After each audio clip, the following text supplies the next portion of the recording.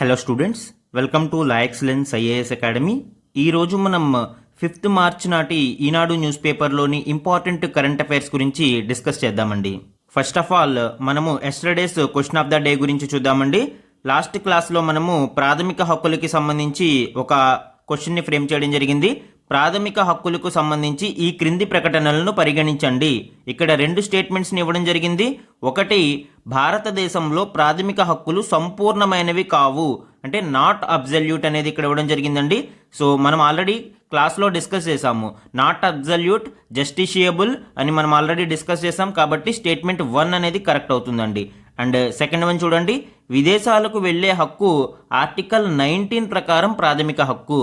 యాక్చువల్గా విదేశాలకు వెళ్లే హక్కు అంటే రైట్ టు గో అబ్రాడ్ అనేది ఫండమెంటల్ రైటే, కాకపోతే అది ఆర్టికల్ 21 కింద ప్రాథమిక హక్కుగా పరిగణించబడుతుంది. అంటే రైట్ టు లైఫ్ కింద మనము ఈ ఆర్టికల్ 21లో ఈ విదేశాలకు వెళ్లే హక్కును కూడా ప్రాథమిక హక్కుగా పొందుపరిచారు. అయితే ఆర్టికల్ 19 అనేది రైట్ టు మూవ్మెంట్ వేరు, రైట్ టు గో అబ్రాడ్ వేరు. సో సెకండ్ స్టేట్మెంట్ అనేది ఇక్కడ రాంగ్. ఆన్సర్ ఏమవుతుందండి? A, 1 only is the correct answer ఇక్కడ. ఈరోజు important topics to be covered మనం చూస్తే, ఫస్ట్ వన్, కాలే కడుపులతో చదువులు ఎలా. సో ఈ ఆర్టికల్ వచ్చి మనకి పిఎం పోషణ్ స్కీమ్కి సంబంధించి అండ్ దానిలో ఎదురవుతున్న ఛాలెంజెస్ గురించి డిస్కస్ చేయడం జరిగిందండి. ఇది మనకి గవర్నెన్స్లో ఇంపార్టెంట్. అండ్ సెకండ్ వన్, సుంకాల యుద్ధం తీవ్రం. సో ట్రేడ్ వార్కి సంబంధించి యుఎస్ చైనా మధ్య జరుగుతున్న ఈ ట్రేడ్ వార్కి సంబంధించిన ఇంపార్టెంట్ డీటెయిల్స్ ఈ ఆర్టికల్లో మెన్షన్ చేయడం జరిగింది. ఇది మనకి ఎకానమీ మరియు ఇంటర్నేషనల్ రిలేషన్స్లో ఇంపార్టెంట్ అండి. థర్డ్ వన్, అనర్హత కాలం రద్దు, తగ్గింపు వివరాలు ఇవ్వండి. సుప్రీంకోర్టు ఎలక్షన్ కమిషన్ని ప్రజాప్రతినిధుల అనర్హత కాలం యొక్క రద్దు మరియు తగ్గింపు వివరాలని ఇమ్మని ఆదేశాలు జారీ చేసింది. ఇది మనకి పాలిటీలో ఇంపార్టెంట్ అండి. అండ్ ఫోర్త్ వన్, స్పీకర్ వద్ద విచారణ ప్రక్రియ అంతు లేకుండా సాగాల.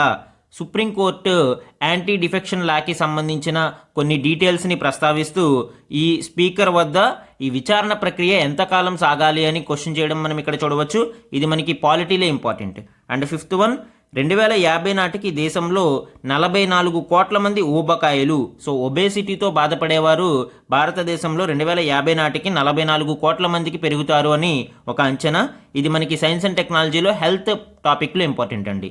ఇవే కాకుండా అదర్ ఇంపార్టెంట్ కరెంట్ అఫైర్స్ని గురించి కూడా ఈరోజు మనం డిస్కస్ చేద్దాం. ఈరోజు మన ఫస్ట్ ఆర్టికల్ చూడండి, కాలే కడుపులతో చదువులు ఎలా. సో ఈ ఆర్టికల్ ముఖ్యంగా పిఎం పోషణ్కి సంబంధించిన ఛాలెంజెస్ గురించి ఇక్కడ మెన్షన్ చేయడం జరిగింది అండి. ఫస్ట్, ఈ పిఎం పోషణ్కి సంబంధించిన ఆబ్జెక్టివ్ ఏంటి అనేది చూస్తే, to improve the nutritional status of children in grades 1 to 8.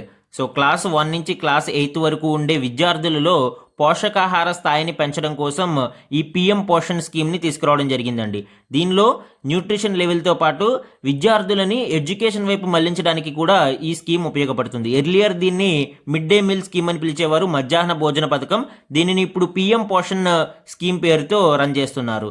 యాక్చువల్గా ఇది సెంట్రల్లీ స్పాన్సర్డ్ స్కీమ్ అండి. అంటే 60:40 రేషియోలో కేంద్రము మరియు రాష్ట్ర ప్రభుత్వాలు ఖర్చును భరిస్తాయి. ఈ పథకం ద్వారా ఎవరు లబ్ధి పొందుతారు అంటే, children in government and government aided schools, ప్రభుత్వ పాఠశాలలు మరియు ప్రభుత్వ ఎయిడెడ్ పాఠశాలల్లో చదువుతున్న విద్యార్థులు ఈ పథకం ద్వారా లబ్ధి పొందుతారు. ఈ పథకాన్ని మినిస్ట్రీ ఆఫ్ ఎడ్యుకేషన్, విద్యా మంత్రిత్వ శాఖ అమలు చేస్తుంది. And the scheme is part of the national food security act 2013.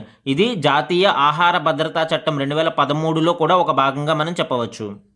అయితే ఈ పిఎం పోషణ్లో ఎదుర్కొంటున్న ఛాలెంజెస్ ఏంటి అనేది మనం చూస్తే, పెరుగుతున్న ధరలకు అనుగుణంగా ఈ కేటాయింపులు అనేవి జరగకపోవడం అతిపెద్ద సమస్యగా మారింది అండి. ఇక్కడ చూడండి, పిఎం పోషణ్కి కేంద్రం కేటాయింపులు ఏ విధంగా ఉన్నాయనేది చూస్తే, 2021-22లో 11,000 కోట్లు, 2022-23లో 10,233 కోట్లు, 2023-24లో 11,600 కోట్లు, 2024-25లో 12,467 కోట్లు కేటాయింపులు జరిగాయి. కానీ ఇదే సమయంలో మనకి ద్రవ్యోల్బణం అనేది విస్తృతంగా పెరగడం మనం గమనించవచ్చు. అంటే ఒక పక్క ధరలు పెరుగుతున్నా కానీ కేటాయింపులు పెరగకపోవడం వల్ల ఏం జరుగుతుందండి, నాణ్యతా ప్రమాణాలు అనేవి తగ్గిపోతాయి. ఫర్ ఎగ్జాంపుల్ ఇక్కడ చూడండి, కేంద్ర ప్రభుత్వ లెక్కల ప్రకారం నిరుడు ఆహార ద్రవ్యోల్బణం ఫుడ్ ఇన్ఫ్లేషన్ 7.50% పెరిగింది. అయితే బడ్జెట్లో మాత్రం మనకి కేటాయింపులలో కేవలం 0.26% మాత్రమే పెరిగింది. అంటే ఎంత డిఫరెన్స్ అనేది ఇక్కడ మనం చూడవచ్చు. ఈ డిఫరెన్సెస్ వలన విద్యార్థులకు మధ్యాహ్నం పెట్టే భోజనంలో నాణ్యత అనేది తగ్గుముఖం పడుతుంది అనేది అబ్జర్వ్ చేయవచ్చండి. ఒక్కొక్క విద్యార్థికి వారి తరగతిని బట్టి సుమారు రూ. 6.19 నుంచి రూ. 9.29 వరకు చెల్లిస్తూ ఉన్నారు. కాకపోతే ఈ ద్రవ్యోల్బణం కారణంగా పెరిగిన సరుకుల రేట్ల వలన ఇది సరిపోవడం లేదు. ఎవరైతే కాంట్రాక్టర్స్ ఉన్నారో వాళ్ళు ఈ అమౌంట్ సరిపోక తక్కువ సరఫరాలు చేస్తూ ఉన్నారు. దాంతో సుమారు 32% మంది విద్యార్థులు బడి భోజనానికి దూరంగా ఉంటున్నారు అని కేంద్ర విద్యాశాఖ అధ్యయనాలు తెలియజేస్తూ ఉన్నాయి. దీని వలన మనకి పిఎం పోషణ్ ఆబ్జెక్టివ్ అయిన న్యూట్రిషనల్ లెవెల్స్ని పెంచడం, పోషకాహార స్థాయి విలువల్ని పెంచడం అనేది చాలా కష్టతరంగా మారుతుంది. ఎన్ఎఫ్హెచ్ఎస్ 5 రిపోర్ట్ మనము చూస్తే ఇప్పటికీ భారతదేశంలో చాలామంది పిల్లలు స్టంటింగ్, వేస్టింగ్, అండర్ వెయిట్తో బాధపడుతూ ఉన్నారు. అలానే ఎనీమిక్, రక్తహీనత కూడా ఉన్న వ్యక్తులు చాలామంది భారతదేశంలో ఉన్నారు. సో ఇట్లాంటి వాటిని మనం ఎదుర్కోవాలి అంటే పిల్లలలో పోషకాహార స్థాయిని పెంచాల్సిన అవసరం ఎంతైనా ఉంది. దీని కొరకు ప్రభుత్వం నిధులను పెంచడంతో పాటు ఈ హైజెనిక్ కండిషన్స్ని ఇంప్రూవ్ అయ్యేలా చేయాల్సిన బాధ్యత ఎంతైనా ఉంది అండి. మనం కొన్నిసార్లు చూస్తాం కలుషిత ఆహారం తినడం వలన విద్యార్థులు అస్వస్థతకు గురయ్యారని మనము కొన్నిసార్లు వార్తలలో చూస్తూ ఉంటాం. అటువంటి సంఘటనలు పునరావృతం కాకుండా ప్రభుత్వాలు చర్యలు తీసుకోవాల్సిన అవసరం ఉంది. దీని కొరకు విద్యాశాఖ అధికారులను మరియు పాఠశాల కమిటీలను బాధ్యులను చేయాలి. అండ్ భోజన నాణ్యతను పరిశీలించేందుకు ప్రతి చోట ల్యాబ్లను ఏర్పాటు చేయాల్సిన అవసరం కూడా ఉంది. అండ్ ఈ నిధుల కేటాయింపు మరియు నాణ్యతా ప్రమాణాలను పెంచినప్పుడే భారతదేశంలో ఈ పోషకాహార స్థాయిలను పెంచడానికి మరియు ప్రతి విద్యార్థిని చదువుకు దగ్గర చేయడానికి అవకాశం ఏర్పడుతుంది. ఈ పిఎం పోషణ్ స్కీమ్కి సంబంధించిన సమ్ అదర్ ఇంపార్టెంట్ డీటెయిల్స్ గురించి మనము ఇక్కడ అబ్జర్వ్ చేద్దాము. 2021-22 టు 2025-26 అంటే 5 years వరకు దీనిని అమలు చేయడం జరుగుతుంది. దీని కొరకు టోటల్గా అవుట్లే 1.3 lakh crores బడ్జెట్లో ప్రవేశపెట్టడం జరిగింది అప్పట్లో. అండ్ ఈ పిఎం పోషణ్ స్కీమ్ అనేది ఒక సెంట్రల్లీ స్పాన్సర్డ్ స్కీమ్. అంటే కేంద్రము మరియు రాష్ట్ర ప్రభుత్వాలు 60:40 నిష్పత్తిలో ఈ స్కీమ్ని అమలు చేయాల్సిన అవసరం ఉంది. ఈ స్కీమ్ని బాలవాటికాస్ అంటే బిఫోర్ క్లాస్ 1 కంటే ముందు ఉండే విద్యార్థులకి కూడా ఈ స్కీమ్ని ఎక్స్టెండ్ చేయడం జరిగింది అండి. అండ్ ఇక్కడ డేటాని మనం చూసినప్పుడు సుమారు 11.80 crores విద్యార్థులు 11.20 లక్షల స్కూల్స్ నుంచి ఈ స్కీమ్ ద్వారా బెనిఫిట్ పొందుతూ ఉన్నారు. అండ్ అదర్ ఇంపార్టెంట్ కాంపోనెంట్స్ ఈ పిఎం పోషణలో చూసినప్పుడు న్యూట్రీ గార్డెన్స్ అంటే ప్రతి స్కూల్లోనూ కూడా ఈ పోషకాహార స్థాయిని పెంచే మొక్కలని, వాటిని న్యూట్రీ గార్డెన్ని డెవలప్ చేయాలి. అండ్ తిథి భోజన్ అంటే స్పెషల్ అకేషన్స్ కావచ్చు, పండగలు లాంటి సందర్భాలలో ప్రజలు ప్రత్యేక భోజనాలని విద్యార్థులకు అందించడానికి ఈ తిథి భోజన్ కాన్సెప్ట్ అనేది ఉపయోగపడుతుంది అండి. అలానే supplementary nutrition for children in aspirational districts and anaemia districts, రక్తహీనతతో బాధపడుతున్న జిల్లాలలో కావచ్చు, అలానే ఆస్పిరేషనల్ డిస్ట్రిక్ట్స్లో కావచ్చు, సప్లిమెంటరీ న్యూట్రిషన్ కోసం ఈ పిఎం పోషణ్ స్కీమ్ అనేది ఎక్స్టెండ్ చేయడం జరుగుతుంది. అండ్ సోషల్ ఆడిట్స్ అంటే సామాజిక తనిఖీలను కూడా ఈ స్కీమ్లో భాగంగా చేయడం జరిగింది. దీనివలన ఈ ట్రాన్స్పరెన్సీ అనేది పెరగడానికి అవకాశం ఉంటుంది. మన నెక్స్ట్ ఆర్టికల్ చూడండి, సుంకాల యుద్ధం తీవ్రం. ఈ ఆర్టికల్ యుఎస్ మరియు చైనా మధ్య జరుగుతున్న ట్రేడ్ వార్, వాణిజ్య యుద్ధానికి సంబంధించిన లేటెస్ట్ డెవలప్మెంట్స్ గురించి ఇక్కడ ఇవ్వడం జరిగింది. దానికి సంబంధించిన డీటెయిల్స్ మనం చూద్దాం. అమెరికా, చైనా, కెనడా, మెక్సికోల మధ్య సుంకాల యుద్ధం తీవ్రతరమైంది. చైనాపై గతంలో విధించిన 10% సుంకాలను అమెరికా 20%కి పెంచగా ప్రతిగా చైనా 10-15% శాతంతో ప్రతిదాడి చేసింది. సో ఈ విధంగా చైనా మరియు అమెరికా ఒకదాని మీద ఒకళ్ళు టారిఫ్స్ని విధించుకుంటూ వెళ్ళారు. అలానే కెనడా మీద విధించిన టారిఫ్స్కి కౌంటర్గా కెనడా కూడా 25% టారిఫ్స్ని అమెరికాపై విధించడం మనం చూడవచ్చు. సో అమెరికా దిగుమతుల మీద ఇప్పుడు 25% టారిఫ్స్ని కెనడా విధించింది. ముఖ్యంగా అమెరికా మరియు చైనా లార్జెస్ట్ ఎకానమీస్ కాబట్టి వీటి మధ్య జరిగే ట్రేడ్ వార్ యొక్క రిపర్కషన్స్ గ్లోబల్ సినారియోలో కనిపిస్తూ ఉంటాయండి. చైనా ఇక్కడ మనం చూస్తే జొన్నలు, సోయాబీన్, పోర్క్, బీఫ్, చేపలు, రొయ్యలు, పీతలు, పండ్లు, కూరగాయలు, పాల ఉత్పత్తులపై 10%, అలానే చికెన్, గోధుమ, మొక్కజొన్న, పత్తి వంటి ఉత్పత్తులపై 15% టారిఫ్స్ని విధించింది. మనము లాస్ట్ క్లాస్లో కూడా ఈ ట్రేడ్ వార్ యొక్క 4 ఇంపార్టెంట్ పిల్లర్స్ గురించి డిస్కస్ చేయడం జరిగింది అండి. టారిఫ్ బ్యారియర్స్ అంటే ఇప్పుడు సుంకాలు విధిస్తున్నారు కదా, సో అలాంటి వాటిని టారిఫ్ బ్యారియర్స్ అంటారు. Non tariff barriers like sanitary and phyto sanitary measures అంటే పండ్లు, కూరగాయలు వంటి వాటిలో రసాయనాలు ఎక్కువగా ఉన్నాయని కానీ, లేదా చీడపీడలు, పురుగులు లాంటివి ఎక్కువగా ఉన్నాయని కానీ, సో అట్లాంటి వాటి మీద ఈ బ్యారియర్స్ని విధించే అవకాశం ఉంది. దానినే నాన్ టారిఫ్ బ్యారియర్స్ అంటారు. అలానే ఇంపోర్ట్ లిమిట్స్ కోటా అనేది ఫిక్స్ చేయడం జరుగుతుంది. ఎందుకంటే ఎక్కువ దిగుమతి చేయడానికి లేదు అని ఫిక్స్ చేయడం జరుగుతుంది. అండ్ కరెన్సీ మ్యానిపులేషన్, కరెన్సీని ఫారిన్ కరెన్సీతో డివాల్యుయేషన్ చేసినప్పుడు ఆటోమేటిక్గా ఈ ట్రేడ్ వార్ అనేది, సో ఇలాగ 4 ఇంపార్టెంట్ పిల్లర్స్గా మనం చెప్పవచ్చు. ఈ ట్రేడ్ వార్ ముఖ్యంగా అమెరికా మరియు చైనా మధ్య జరిగే ట్రేడ్ వార్ వలన ఇంపాక్ట్స్ ఏ విధంగా ఉంటాయి అంటే గ్లోబల్ సప్లై చైన్ డిజరప్షన్స్ అనేవి జరిగే అవకాశం ఉంది అండి. ఎందుకంటే ఎకానమీ అంతా కూడా, ప్రతి దేశం యొక్క ఎకానమీ కూడా గ్లోబల్గా కనెక్ట్ అయి ఉంటుంది. ఒక దేశం అండ్ ఇంకొక దేశం మధ్య జరిగే ఈ వార్ వలన ఏం జరుగుతుంది అంటే ప్రతి దేశం యొక్క ఆర్థిక వ్యవస్థ మీద ఇంపాక్ట్ పడి వాటి యొక్క సరఫరా గొలుసులు అనేవి విచ్ఛిన్నం అవుతాయి. And second one slow GDP growth. ఈ ఎప్పుడైతే ఎకానమీ డౌన్ గ్రేడ్ అయ్యిందో, తగ్గుముఖం పడుతుందో ఆటోమేటిక్గా జీడిపి గ్రోత్ అనేది తగ్గుముఖం పడుతుంది. అండ్ అన్ఎంప్లాయ్మెంట్, ఎప్పుడైతే ఈ జీడిపి గ్రోత్ అనేది తగ్గుతుందో ఎంప్లాయ్మెంట్ ఆపర్చునిటీస్ అనేవి గ్లోబల్గా తగ్గిపోతూ ఉంటాయి. అండ్ అన్ఎంప్లాయ్మెంట్ అనేది పెరిగే అవకాశం ఉంది. అండ్ లోయర్ డొమెస్టిక్ కన్జంప్షన్, ఈ లో ఎకనామిక్ గ్రోత్ మరియు అన్ఎంప్లాయ్మెంట్ వలన పబ్లిక్ దగ్గర పర్చేసింగ్ పవర్ అనేది తగ్గుముఖం పట్టి లోయర్ డొమెస్టిక్ కన్జంప్షన్ అనేది, అంటే దేశీయంగా కన్జంప్షన్ అనేది తగ్గిపోతుంది. సో ఇలాగా మనము ఈ గ్లోబల్ ఇంపాక్ట్స్ని చూడవచ్చు అండి. అయితే ఇండియన్ కంటెక్స్ట్లో ఈ అమెరికా చైనా మధ్య జరుగుతున్న ట్రేడ్ వార్ ఫలితాలు ఏ విధంగా ఉంటాయనేది చూస్తే ఇండియాకి కొంత పాజిటివ్ అనేది చూడవచ్చు. ఎందుకంటే కంపెనీలు ఇప్పుడు ఏం ఆలోచిస్తాయి, చైనా ప్లస్ వన్ స్ట్రాటజీ, దీనిని చైనా ప్లస్ వన్ స్ట్రాటజీ అంటారండి. అంటే కేవలం చైనాలోనే కాకుండా ఇతర దేశాలలో కూడా వాటి యొక్క ఉత్పత్తి, అంటే ఎస్పెషల్లీ మ్యానుఫ్యాక్చరింగ్ కంపెనీస్ ఇతర దేశాలలో తమ యొక్క ప్లాంట్స్ని ఎస్టాబ్లిష్ చేయడానికి ఆలోచిస్తాయి. సో ఇప్పుడు భారతదేశం ఆ అవకాశాన్ని అందిపుచ్చుకోగలిగితే భారతదేశం యొక్క ఆర్థిక వ్యవస్థకి ఇది ఊతం కలిగించే అవకాశం ఉంది. చైనా నుంచి వస్తువులు ఎగుమతి చేస్తే అమెరికా వాటి మీద సుంకాలు విధిస్తుంది కాబట్టి, అమెరికా దిగుమతి చేసుకునే వస్తువుల మీద సుంకాలు విధిస్తుంది కాబట్టి ఇప్పుడు ఈ కంపెనీలు భారతదేశంలో వాటి యొక్క ఎస్టాబ్లిష్మెంట్ని పెట్టుకుని భారతదేశం నుంచి అమెరికాకి సరఫరా చేశారనుకోండి, సో ఈ టారిఫ్స్ అనేవి ఉండవు. కాబట్టి ఇప్పుడు భారతదేశం ఆ అవకాశాన్ని అందిపుచ్చుకోగలగాలి. మన నెక్స్ట్ ఆర్టికల్ చూడండి. అనర్హత కాలం రద్దు మరియు తగ్గింపు వివరాలు ఇవ్వండి. ప్రజాప్రతినిధులపై క్రిమినల్ కేసులలో సుప్రీం ఆదేశం. ఎలక్షన్ కమిషన్ని సుప్రీంకోర్టు కొన్ని వివరాలు ఇవ్వమని ఆదేశాలు జారీ చేసిందండి. ఏంటి ఆ వివరాలు అంటే, ప్రజాప్రతినిధులపై ఉన్న క్రిమినల్ కేసులలో అనర్హత కాలానికి సంబంధించి ఎంతవరకు తగ్గింపు చేశారు లేదా ఎవరికైనా రద్దు చేశారు, అలాంటి వివరాలని అందించమని సుప్రీంకోర్టు ఆదేశాలు జారీ చేసింది. దానికి సంబంధించిన వివరాలు ఇక్కడ చూద్దాం.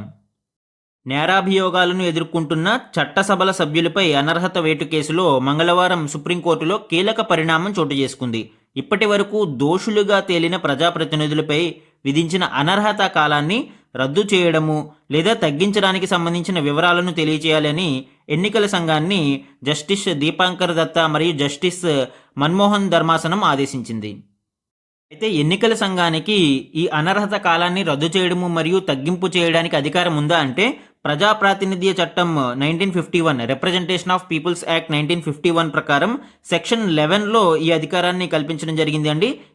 దీని ప్రకారం ప్రజాప్రతినిధులపై విధించిన అనర్హత కాలాన్ని ఎన్నికల సంఘం తగ్గించవచ్చు లేదా రద్దు చేయవచ్చు. అయితే ఈ అధికారాన్ని ఉపయోగించుకుని ఎన్నికల సంఘం ఇప్పటి వరకు ఎంతమంది ప్రజాప్రతినిధులకు అనర్హత కాలంలో మార్పులు చేసిందో వివరించాలి అని సుప్రీంకోర్టు ధర్మాసనం ఆదేశించింది. ప్రజాప్రతినిధులకు సంబంధించిన అనర్హత ఏ విధంగా ఉంటుంది, ఏ విధంగా వాళ్ళని అనర్హులు అవుతారు అనేది ఇక్కడ మనం చూద్దాము. Disqualification of MPs or MLAs అనేది మనం ఇక్కడ చూస్తే దేర్ ఆర్ 3 గ్రౌండ్స్. 3 సిచ్యువేషన్స్లో వాళ్ళని అనర్హులుగా ప్రకటించవచ్చు. ఒకటి according to article 102 clause 1 and 191 clause 1. So 102 అనేది ఎంపీలకి అండ్ 191 అనేది స్టేట్ లెజిస్లేచర్కి సంబంధించిన ఎమ్మెల్యేలకి వర్తిస్తుంది. వీటి ప్రకారం ఎవరైనా ఒక ప్రజాప్రతినిధి ఆఫీస్ ఆఫ్ ప్రాఫిట్ని కలిగి ఉన్న, అన్సౌండ్ మైండ్ అంటే మానసిక పరిస్థితి సరిగా లేకపోయినా, ఇన్సాల్వెంట్ అంటే దివాలాదారుడుగా ఉన్న, లేదా సిటిజన్షిప్ని కలిగి లేకపోయినా, లేదా వేరే దేశం యొక్క సిటిజన్షిప్ని కలిగి ఉన్న ఆ ప్రజాప్రతినిధిని అనర్హులుగా ప్రకటించడానికి రాజ్యాంగం అధికారం కల్పిస్తుంది అండి. అండ్ వీటిని డిసైడ్ చేసే అధికారం ఎవరికి ఉంది? According to article 103 and article 102 president will decide. So రాష్ట్రపతికి ఈ అనర్హతని డిసైడ్ చేసే అధికారం ఉంది in consultation with election commission. ఈ ఎలక్షన్ కమిషన్ని సంప్రదించి రాష్ట్రపతి దీని మీద నిర్ణయం తీసుకుంటారు. సెకండ్ సిచ్యువేషన్ చూడండి. సెకండ్ సిచ్యువేషన్ అనేది 10th షెడ్యూల్ ఆఫ్ కాన్స్టిట్యూషన్కి సంబంధించి, అంటే యాంటీ డిఫెక్షన్ లా, ఫిరాయింపుదారుల నిరోధక చట్టం ఏదైతే ఉందో దానికి సంబంధించి పార్టీ నుంచి ఫిరాయింపుదారులు ఎవరైతే ఉన్నారో వాళ్ళు డిస్క్వాలిఫై అవుతారు. అయితే ఈ డిస్క్వాలిఫికేషన్ మీద నిర్ణయం తీసుకునే అధికారం ఎవరికి ఉంది? చైర్పర్సన్, అంటే స్పీకర్ కానీ రాజ్యసభలో చైర్మన్ కానీ దీనిని డిసైడ్ చేస్తారు. యాంటీ డిఫెక్షన్ లాకి సంబంధించిన కంప్లీట్ డీటెయిల్స్ నెక్స్ట్ ఆర్టికల్లో డిస్కస్ చేద్దామండి, ఎందుకంటే ఆర్టికల్ కూడా దీనికి కనెక్ట్ అయ్యి మనం చెప్పుకోవచ్చు. థర్డ్ సిచ్యువేషన్ వచ్చి according to the representation of the people act 1951 కొన్ని sections, especially conviction in criminal కేసెస్లో మనకి కొన్ని సెక్షన్స్ ప్రకారం ప్రజాప్రతినిధులు డిస్క్వాలిఫై అవుతారు. ముఖ్యంగా సెక్షన్ 8లో section 8 clause 1, section 8 clause 2, section 8 clause 3 అనేది ఇంపార్టెంట్. ఈ క్లాజ్ 3 ప్రకారం మనకి 2 సంవత్సరాల కంటే ఎక్కువ జైలు శిక్ష ఖరారైన వ్యక్తులు ఎవరైతే ఉన్నారో వాళ్ళు ప్రజాప్రతినిధులుగా అనర్హులుగా ప్రకటించబడతారు. ఈ కంటెక్స్లో Lily Thomas versus Union of India case అనేది చాలా ఇంపార్టెంట్ అండి. ఎగ్జామ్ పాయింట్ ఆఫ్ వ్యూలో కూడా ఇది ఇంపార్టెంట్. ఈ కేసులో సుప్రీంకోర్టు ప్రజాప్రతినిధులు ఎవరైతే 2 సంవత్సరాల కంటే ఎక్కువ శిక్ష విధించి వాళ్ళు జైలు శిక్ష అనుభవిస్తారో వాళ్ళ యొక్క సభ్యత్వం అనేది రద్దు అవుతుంది. అలానే 6 సంవత్సరాల పాటు 6 ఇయర్స్ వరకు వాళ్ళు ఎన్నికలలో పోటీ చేయడానికి అనర్హులుగా ప్రకటించబడతారు. మన నెక్స్ట్ ఆర్టికల్ చూడండి. స్పీకర్ వద్ద విచారణ ప్రక్రియ అంతు లేకుండా సాగాల. సో ఈ ఆర్టికల్ మనకి యాంటీ డిఫెక్షన్ లాకి సంబంధించి ఇక్కడ ఇవ్వడం జరిగింది. దీనికి సంబంధించిన డీటెయిల్స్ మనం చూద్దాం. అనర్హత పిటిషన్లపై స్పీకర్ వద్ద విచారణ ప్రక్రియ ఎమ్మెల్యేల పదవీ కాలం ముగిసేంత వరకు అంతు లేకుండా సాగాల. అలాంటప్పుడు ప్రజాస్వామ్య సూత్రాలు ఏం కావాలి అని సుప్రీంకోర్టు న్యాయమూర్తి జస్టిస్ బిఆర్ గవాయ్ ప్రశ్నించారు. యాక్చువల్గా ఇక్కడ బీఆర్ఎస్ పార్టీ ఎమ్మెల్యేలు బీఆర్ఎస్ పార్టీని వీడి వేరే పార్టీలోకి వెళ్ళడం వలన వారిని అనర్హులుగా ప్రకటించాల్సి ఉంది. అండ్ ఇది స్పీకర్ దగ్గర విచారణ కొనసాగుతూ ఉంటుంది. స్పీకర్ ఈ నిర్ణయాన్ని తీసుకునే అధికారం కలిగి ఉంటారు. అయితే స్పీకర్ ఈ విచారణను వేగవంతంగా నిర్వహించడం లేదు అని సుప్రీంకోర్టును బీఆర్ఎస్ పార్టీ వారు ఆశ్రయించడం జరిగింది. ఇక్కడ యాంటీ డిఫెక్షన్ లా అంటే పార్టీ ఫిరాయింపుల నిరోధక చట్టం మరియు దానికి సంబంధించిన అధికారాలు ఎవరెవరికి ఏ అధికారాలు ఉన్నాయనేది చూద్దామండి. మెయిన్ ప్రొవిజన్స్ మనం చూస్తే యాంటీ డిఫెక్షన్ లా అనేది షెడ్యూల్ 10లో పొందుపరచడం జరిగింది. According to 52nd constitutional amendment act 52వ రాజ్యాంగ సవరణ ద్వారా షెడ్యూల్ 10లో ఈ పార్టీ ఫిరాయింపుల నిరోధక చట్టాన్ని పొందుపరచడం జరిగింది. దీని ప్రకారం disqualification of MP or MLA ఏ విధంగా ఉంటుంది? వాలంటరీ గివ్స్ అప్ మెంబర్షిప్, అంటే ఎవరైనా ప్రజాప్రతినిధి తన పార్టీకి వాలంటరీగా సభ్యత్వానికి రాజీనామా చేస్తే అతనిని డిస్క్వాలిఫై చేయవచ్చు. అలానే ఓట్స్ కంట్రరీ టు పార్టీ డైరెక్షన్, ఎవరైతే పార్టీ విప్ ఉంటారో ఆ విప్ యొక్క ఆదేశాలకి అనుగుణంగా కాకుండా వేరే విధంగా వాళ్ళు పార్లమెంటరీ ఓటింగ్స్లో ఓటు వేస్తే అలాంటి వ్యక్తులను కూడా అనర్హులుగా ప్రకటించవచ్చు. And independent members joins any party, ఎవరైతే స్వతంత్ర అభ్యర్థులు ఉంటారో వాళ్ళు ఏదైనా పార్టీని జాయిన్ అయితే ఆటోమేటిక్గా వాళ్ళు కూడా డిస్క్వాలిఫై అవుతారు according to anti defection law. And nominated member joins any party after 6 months, ఎవరైతే నామినేటెడ్ సభ్యులు ఉంటారో ఈ నామినేటెడ్ సభ్యులు 6 నెలలు దాటిన తర్వాత ఏదైనా రాజకీయ పార్టీలో చేరితే వారు కూడా వాళ్ళ సభ్యత్వానికి డిస్క్వాలిఫై అవుతారు, అనర్హులుగా ప్రకటించబడతారు. బిఫోర్ 6 months అయితే ఈ ప్రొవిజన్ అనేది యాంటీ డిఫెక్షన్ లాలో వర్తించబడదండి. ఆఫ్టర్ 6 months మాత్రమే నామినేటెడ్ మెంబర్ వేరే రాజకీయ పార్టీలో జాయిన్ అయితే వాళ్ళు అనర్హులుగా ప్రకటించబడతారు. అయితే దీని మీద డెసిషన్ మేకింగ్ అథారిటీ ఎవరు? చైర్పర్సన్, అంటే స్పీకర్ కానీ చైర్మన్ కానీ దీని మీద డెసిషన్ మేకింగ్ అథారిటీగా కలిగి ఉంటారు. అండ్ వన్ ఇంపార్టెంట్ పాయింట్ ఏంటి అంటే speaker actions subjected to judicial review, speaker యొక్క చర్యలు మాత్రమే న్యాయ సమీక్ష పరిధిలోకి వస్తాయి. స్పీకర్ ఏ విధమైన చర్యలు తీసుకోకుండా సైలెంట్గా ఉంటే అవి న్యాయ సమీక్ష పరిధిలోకి రావు. ఓకే, సో ఈ పాయింట్ అనేది ఇంపార్టెంట్ అండి. స్పీకర్ ఇన్యాక్షన్స్ అనేవి రావు, స్పీకర్ యాక్షన్స్ మాత్రమే న్యాయ సమీక్ష పరిధిలోకి వస్తాయి. అండ్ సమ్ ఎగ్జంప్షన్స్ కూడా ఈ యాంటీ డిఫెక్షన్ లాలో మనం చూడవచ్చు. Speaker or chairman can resign from party, so speaker కానీ చైర్మన్ కానీ రిజైన్ చేయవచ్చు. జనరల్గా ఇండియన్ సినారియోలో ఇలాగా రిజైన్ చేయడం అనేది ఉండదు, బట్ స్పీకర్ కానీ చైర్మన్ కానీ పార్టీ సభ్యత్వానికి రాజీనామా చేయవచ్చు. అప్పుడు ఈ యాంటీ డిఫెక్షన్ లా అనేది వర్తించదు. అలానే మెర్జర్ జరిగినప్పుడు ఎవరైనా ఒక పార్టీ నుంచి 2/3 మెంబర్స్ వేరే పార్టీలోకి మెర్జ్ అయిపోతే అలాంటి సందర్భాలలో కూడా ఈ యాంటీ డిఫెక్షన్ లా వర్తించదు. ఫర్ ఎగ్జాంపుల్ ఒక 30 మంది ఉన్న పార్టీలోంచి 20 మంది అభ్యర్థులు వేరే పార్టీలోకి వెళ్ళిపోతే అప్పుడు యాంటీ డిఫెక్షన్ లా వర్తించదు. ఇది ఎర్లియర్ 1/3 ఉండేది, దానిని 91st కాన్స్టిట్యూషనల్ అమెండ్మెంట్ యాక్ట్ ద్వారా 2/3కి పెంచారు. 1/3 అంటే మరీ తక్కువ ఉండడంతో ఎక్కువగా ఈ డిఫెక్షన్స్ అనేవి జరుగుతూ ఉన్నాయి ఈ ప్రాసెస్లో. అందుకు దానిని 91st కాన్స్టిట్యూషనల్ అమెండ్మెంట్ యాక్ట్ ద్వారా 2/3కి పెంచడం జరిగింది. అండ్ ఎగ్జామ్ పాయింట్ ఆఫ్ వ్యూలో వీటిని గుర్తుపెట్టుకోవడానికి సింపుల్గా మనము ఈ యాంటీ డిఫెక్షన్ లాని 10కి రిలేట్ చేసుకోవచ్చు అండి. షెడ్యూల్ 10 కావచ్చు, 52nd కాన్స్టిట్యూషనల్ అమెండ్మెంట్ యాక్ట్ అంటే 5x2 10, అలానే 91st constitutional amendment act 9+1 10. So ఇలాగా ఈ యాంటీ డిఫెక్షన్ లా ఏదైతే ఉందో దానిని 10కి రిలేట్ చేసుకుంటే ఎగ్జామ్ పాయింట్ ఆఫ్ వ్యూలో మనకి మర్చిపోకుండా గుర్తుపెట్టుకోవడానికి అవకాశం ఉంటుంది. And one more important point, speaker యొక్క చర్యలు ఏవైతే యాంటీ డిఫెక్షన్ లాకి సంబంధించిన తీసుకున్న చర్యలు ఉన్నాయో అవి న్యాయ సమీక్ష పరిధిలోకి వస్తాయని కిహోతో హొలోహాన్ కేసులో సుప్రీంకోర్టు వెల్లడించడం జరిగింది.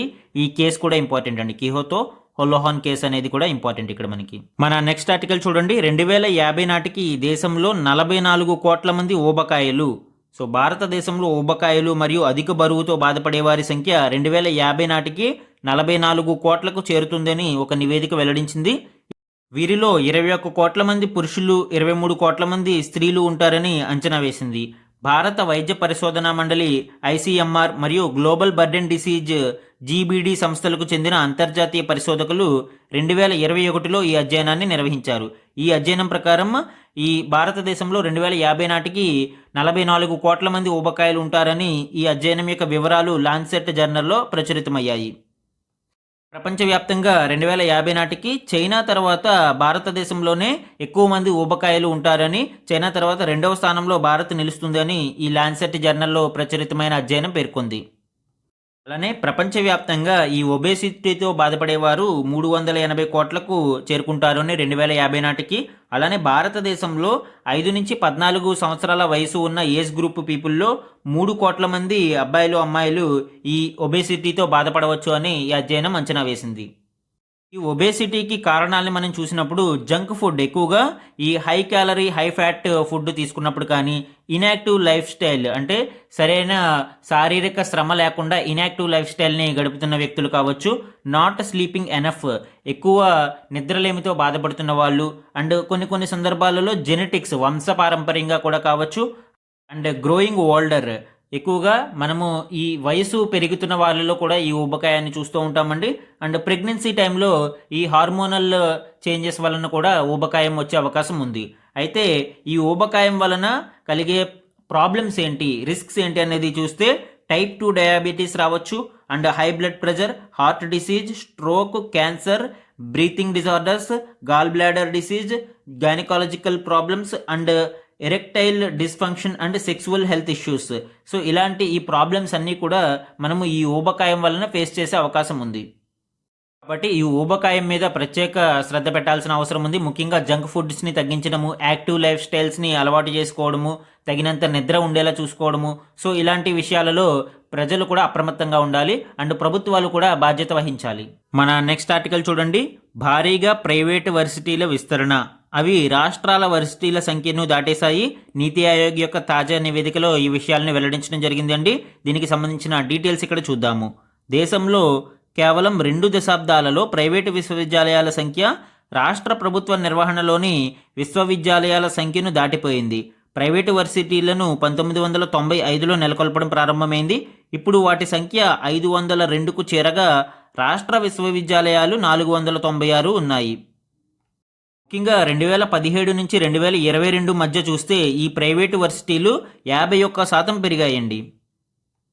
అలానే ఈ నీతి ఆయోగ్ యొక్క నివేదికలో కొన్ని అదర్ ఇంపార్టెంట్ డీటెయిల్స్ గురించి మనం చూసినప్పుడు దేశంలో ఇప్పటికీ ఒక్క యూనివర్సిటీ కూడా లేని జిల్లాలు 380 ఉన్నాయి. అలాంటి జిల్లాలు అత్యధికంగా ఉత్తరప్రదేశ్, మధ్యప్రదేశ్ అండ్ ఈశాన్య రాష్ట్రాలలో ఉన్నట్లు తెలిపింది. అయితే నేషనల్ ఎడ్యుకేషన్ పాలసీ 2020 ప్రకారం 2030 నాటికి మనము 50% గ్రాస్ ఎన్రోల్మెంట్ రేషియోని సాధించాల్సిన అవసరం ఉంది. అలాంటప్పుడు ప్రస్తుతం ఉన్న విశ్వవిద్యాలయాల సంఖ్యను రెట్టింపు చేయాల్సిన అవసరం ఉంది. ప్రస్తుతం మనకి ఈ గ్రాస్ ఎన్రోల్మెంట్ రేషియో అనేది 28.4% ఉంది. 2035 నాటికి దీనిని 50% చేయాల్సిన అవసరం ఉంది. గ్రాస్ ఎన్రోల్మెంట్ రేషియో అంటే ఏంటండి? 18 నుంచి 23 సంవత్సరాల యువతలో 28.4% మంది ఉన్నత విద్యలోకి ప్రవేశిస్తున్నారు. అంటే ఈ గ్రాస్ ఎన్రోల్మెంట్ రేషియో అంటే ఉన్నత విద్యలోకి ప్రవేశిస్తున్న విద్యార్థులు ఎంత శాతం ఉన్నారో అనేది తెలియజేస్తుంది. దీనిని 50% వరకు చేర్చాలి అనేది ఒక లక్ష్యం. ఈ నీతి ఆయోగ్ నివేదికలోని ఇతర ముఖ్యాంశాలను మనం చూస్తే దేశంలో మొత్తం అన్ని రకాల వర్సిటీలు కలిపి 1193 ఉన్నాయండి. గ్రామీణ ప్రాంతాలలో 66% జనాభా ఉండగా అక్కడ కేవలం 480 యూనివర్సిటీలు మాత్రమే ఉన్నాయి. పట్టణ ప్రాంతాలలో 34% జనాభా ఉండగా అక్కడ యూనివర్సిటీల సంఖ్య 713 ఉంది. అలానే దేశంలో ప్రైవేటు వర్సిటీలు 502 ఉండగా రాష్ట్రాల పరిధిలో ఉండే విశ్వవిద్యాలయాలు 496, డీమ్డ్ యూనివర్సిటీస్ 138 మరియు కేంద్రీయ యూనివర్సిటీస్ 57 ఉన్నాయి. సో ఈ విధంగా మనకి ప్రైవేటు యూనివర్సిటీల యొక్క విస్తరణ అనేది భారీగా పెరిగింది అనేది మనం అబ్జర్వ్ చేయవచ్చు. అండ్ సమ్ ఇంపార్టెంట్ వన్ లైనర్స్ని ఇక్కడ చూడండి. 97వ ఆస్కార్ వేడుక లాస్ ఏంజల్స్లోని డాల్బీ థియేటర్ ప్రాంగణంలో 2025 మార్చి 3న జరిగింది. హాలీవుడ్ చిత్రం అనోరా ఉత్తమ చిత్రం సహా 5 కీలక విభాగాల్లో అవార్డులను దక్కించుకుంది. ఈ చిత్రం ద్వారానే ఉత్తమ నటిగా మైకీ మ్యాడిసన్ అవార్డు అందుకున్నారు అండి. అలానే ఈ చిత్ర దర్శకుడు సీన్ బేకర్ 4 కేటగిరీలలో అవార్డులు అందుకుని రికార్డు సృష్టించారు. ఉత్తమ చిత్రము, దర్శకుడు, స్క్రీన్ ప్లే, ఎడిటింగ్ విభాగాలలో ఆయన ఈ పురస్కారాలను అందుకున్నారు. అలానే ఉత్తమ నటుడిగా ఆడ్రియన్ బ్రాడీ పురస్కారాన్ని గెలుచుకున్నారు. ద బ్రూటలిస్ట్ సినిమాకు ఈ అవార్డు దక్కింది. నెక్స్ట్ వన్, ఫిడే క్లాసికల్ రేటింగ్స్లో భారత గ్రాండ్ మాస్టర్ దుమ్మరాజు గుకేష్ కెరీర్లో ఉత్తమంగా 3వ ర్యాంకు సాధించారు. ఆయన 2787 పాయింట్ల రేటింగ్తో ఉన్నారు. అలానే మరో భారత స్టార్ అర్జున్ ఇరిగేసి 2777 పాయింట్లతో 5వ ర్యాంకులో నిలిచారు. నెక్స్ట్ వన్, దేశీవాళీ అత్యున్నత టోర్నీ రంజీ ట్రోఫీలో విదర్భ విజేతగా నిలిచింది. సో క్రికెట్ రంజీ ట్రోఫీలో విదర్భ విజేతగా నిలిచింది. ఆ జట్టు చరిత్రలో 3వసారి ఈ టైటిల్ని కైవసం చేసుకుంది. అండ్ ఈరోజు క్వశ్చన్ ఆఫ్ ద డే చూడండి. భారతదేశంలోని ఫిరాయింపుల నిరోధక చట్టం గురించి ఈ క్రింది ప్రకటనలను పరిగణించండి. సో యాక్చువల్గా ఈ క్వశ్చన్ నేను ఫ్రేమ్ చేయలేదండి. ఇది ప్రీవియస్ యూపీఎస్సీ 2022 క్వశ్చన్. చాలా ఇంపార్టెంట్ క్వశ్చన్ కాబట్టి 2 స్టేట్మెంట్స్ని ఇక్కడ చూసి దీనికి సంబంధించిన ఆన్సర్ని కామెంట్ సెక్షన్లో కామెంట్ చేయండి. ఇది ఈరోజు ఈనాడు న్యూస్ పేపర్లోని ఇంపార్టెంట్ కరెంట్ అఫైర్స్ మీద న్యూస్ ఎనాలిసిస్ అండి. Thank you for watching.